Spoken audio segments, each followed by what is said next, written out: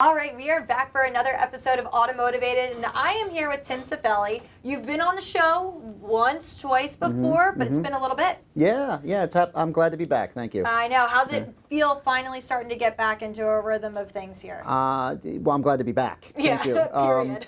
The good news is that as both a software company as well as servicing the automotive industry, the repair industry, which was considered or is considered essential throughout this whole situation, the team here at Bolt-On was really able to keep operations going, even when we had to move to work from home. Sure. It was pretty seamless. So I'm proud of the team, not just the marketing team, but really everybody at Bolt-On Technology. So. Yeah, and I know one of the things, we were just talking about this before we came on. One of the things that we saw throughout the pandemic that actually affected one of our projects was our review manager project, where Google, for some period of time, it was 2 months, maybe give or take a little bit, that they actually stopped from allowing people to post reviews on Google. And it was something interesting. We were going back and forth. It was they were looking out for the businesses that had honestly just been dealt a crappy hand with all of this. Yeah, it was a strange situation. I mean, on one hand, you weren't expecting that, Google to suddenly stop publicizing reviews, but it makes sense. I mean, obviously, the world changed in February and March drastically. Yeah, and there was tons of businesses that were closed or went through some sort of disruption by having to work from home, which obviously could create a lot of negative feedback from their customers. And it's a situation that was out of these businesses' control. So rather than have them be penalized and receive tons and tons of negative reviews for, again, something that wasn't their fault, Google decided, I think rightly so, to stop posting any reviews, negative or otherwise. And they've recently eased that up and turned it back on, but I think it really saved thousands of companies the headache, another headache that would have been on top of everything else. So.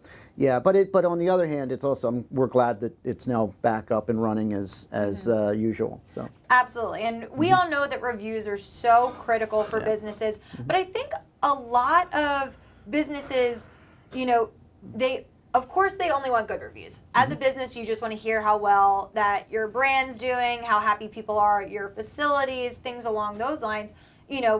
But you're naive to think that a negative comment is never going to come your way. And quite frankly, I think people also get skeptical too if it's only great feedback. They're like, whose uncle is posting this? Whose friend? What employee? So I think it gives a little bit of validity, but negative reviews are bound to happen. Yeah, it's part of life. It's part of running a business. You deal with customers, you deal with the public. You can't please everybody all of the time. And whether it's a situation in the shop face-to-face with an unhappy customer, or it's something online. The difference is online now sort of, it's like a megaphone. It exaggerates that so that hundreds and thousands of people can see it. But you're right. I think the opposite is also just as problematic, where if all you have is 5-star reviews, 5-star ratings, suddenly there's going to be a lot of skepticism as to how legitimate, how credible they are. And I mean, if you look at reviews, negative reviews, as an opportunity, then you have the right approach. Not only is it an opportunity for your business to get feedback as to what they could be doing better, it's also an opportunity for you to try to resolve that situation.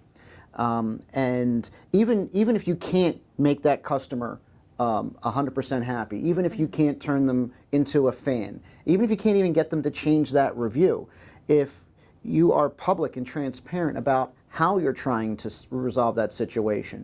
And other people who are logging on and checking out your business and seeing these reviews, if they see the negative, but they also see how you tried to resolve it, that also helps boost your reputation as well, because then they look at you as a legitimate company, right? That cares about its customers, cares about their experience, tries to resolve it, can't always resolve it, but at least tries to. Think about the last time you went online to check out a business. Sure.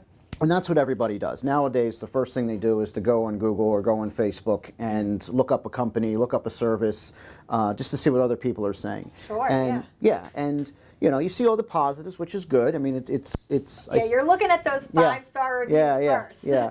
But then when you see the negatives, those are the ones that you start to read a little bit further. And and now imagine if you see that company get into a fight with that customer, and debate with them and tell them that they're wrong and really treat them without respect, even if the customer wasn't all that respectful in their posting.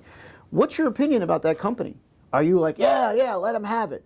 No, more likely than not, you're like, wow, that seems like a bit confrontational. I don't know if I really want to be working with them. What if I have an unpleasant experience? Are they going to yell at me too? It's true, and I think it then goes to speak, rather than the product and service at hand, it then speaks to the brand. Yes. And the culture as a whole. And I think now more so than ever, people really identify with company brands of who they are, what they stand for, the type of experience they have, and it's not always just about price points and things along those lines. So that means a lot to people that have all this information just readily available online. Yeah, I mean, there was a few studies recently, and maybe somewhere in the description down below we can cite them. But I think the latest study, one of the latest studies, was that 90-some% of people go online to look at a company's review before they make a purchasing decision. Oh yeah. I think the next number was 75% of them are heavily influenced by by what they see in those reviews. And it's really no different than, asking your friend, a relative, a neighbor, like, oh, so, we're going to go out to eat this weekend. You have any places you'd recommend? Or, hey, we're going to take our vehicle to the new shop down the street. Have you been there? What do you think? It's exactly like that, except it's online, right? So it's a megaphone, like you had said. It is. It's a megaphone, and it's highly influential. But you also have to realize that, as you said, it's your brand. So not only is it influential to sort of put yourself out there in the world and try to demonstrate what kind of company, what kind of service, what kind of brand you are, but it's your personality, it's your culture, it's the way you deal with customers, it's the way you interact with people. Your brand is not just your logo, not just your website, not just your prices and your services. I mean, that's part of what goes into it, but it's really your personality. Sure. Yeah. And the reviews then become a conversation, like you had said. And I think the other big thing to point out, which we actually might have just skipped over in the first place, is you need to respond to all of these reviews. So time and time again, I'm sure you've had the same question come to you. Can we just delete the bad reviews? Do not delete the bad reviews. This is an opportunity for a conversation to strengthen a relationship. And I think we can both agree that sometimes the best relationships come from something that started off a little rocky, but then they have so much faith in you because of the way that you handled and found a solution that they are now loyal to you because they know that you're going to be well taken care of. Because it is an opportunity to, at the very least, resolve whatever that issue was that led to the negative review. Best case circumstance, it's an opportunity to build the relationship to the point where that customer comes back. And even if they weren't 100% satisfied with the particular resolution, at least they know that you went out of your way to try to resolve it. Sure. Again, that's the customer service side of the business, that's the relationship side of the business. Because there's plenty of people out there who work faster, are cheaper, are more convenient in some form or another, right? But they're just very unpleasant to deal with. Yep. Right? They got horrible customer service. They treat customers like they're a number, right? And you don't want to fall into that category. So negative reviews as well as positive reviews, but they're opportunities for you to respond, to interact, to communicate, to hopefully fix, and oftentimes whatever they're criticizing, whatever they're complaining about, is a legitimate concern. It's something that you should be aware of is happening in your business, in this case in your shop, right? That, you know, maybe you weren't aware that it was being seen by the customers. Maybe you thought it was just something that was behind the scenes and you would get around to it. Now you realize, oh, people are conscious of it, we need to fix it. Sure. Maybe it's something that, for whatever reason, you were blind to. Yeah. And, you know, oftentimes, as your business grows, sometimes you're not as involved in the day-to-day. Yep. Yep. And that's so important to have a pulse on your business. Somebody once said to me, and this sticks with me when it comes to situations like this, and that is, your critics love you. That's a little cliched, but what it really means is, you know, they're giving you an opportunity, whether they intend to or not. They're giving you an opportunity to improve, to fix something, to get better, right? The worst thing that could happen is that a customer leaves the shop, they have an unpleasant experience, right? And they never come back, and you don't know why. But then they also tell everyone they know not to go to your shop, and you don't know why. It's like that silent killer at that point. Exactly, exactly. So, yeah, I think it's interesting. And I mean, at the end of the day, if there's one practical thing that you can take away, it's always be acknowledging your negative reviews. Don't delete them, don't ignore them. Look for a solution if possible. Sometimes a solution isn't possible, but then take that as an opportunity for feedback of how you can improve at your shop internally, how your team can improve. But don't look at these as, you know, digging your grave, right? The negative reviews really do have opportunities to help you grow your business and grow your relationships with your customers. So with that being said, encourage people to leave reviews. You are having these connections, especially in something like an auto repair shop. People need to come in and have some type of communication with you when they're getting their vehicle serviced. Yep. Remind them, hey, how was your experience? Make sure you let people know, and tools like Review Manager really help to, you know, scale that process. Exactly. I mean, we recognized this early on with customer communications, customer interactions. Shane is absolutely right. We developed a product called Review Manager, which does exactly that. It allows all your customers to respond to their experience, to leave a review, positive or negative. If it's positive, it'll then push that review to either Google or Facebook. If for whatever reason it's negative, it doesn't delete it, it doesn't hide it, but what it does is it pushes it to you first, and it allows you or someone in your shop the opportunity to try to resolve it, to pick up the phone and call that customer and understand what went wrong and what that you could do to make it better.